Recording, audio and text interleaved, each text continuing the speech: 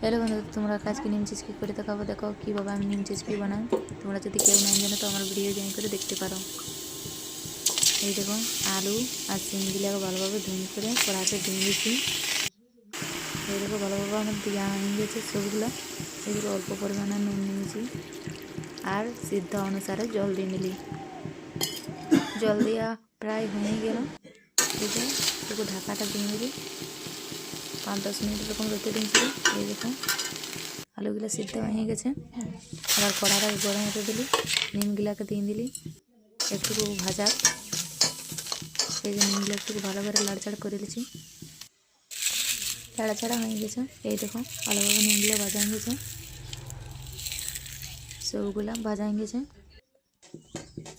এই দেখো কড়া আবার গরম হতে দিলি, তেল দিয়ে নিয়েছি। তেলও ভালোভাবে গরম হয়ে গেছে। আবার দেখি মরিচগুলো কটা দিয়ে দিলি, আর আবার এই গুঁড়ে রাখা নিমগুলাকে দিয়ে দিলি। একটু ভালোভাবে লাড়চাড়া করে নেবো এটাকে।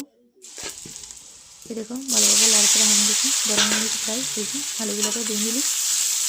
আর তোমরা এটা বিশেষ সাথে খেতে পারো, মার ভাতের সাথে কিংবা শুকনো ভাতের সাথে, মানে বিশেষ সাথে খাবে। সুগার পেশেন্ট একটা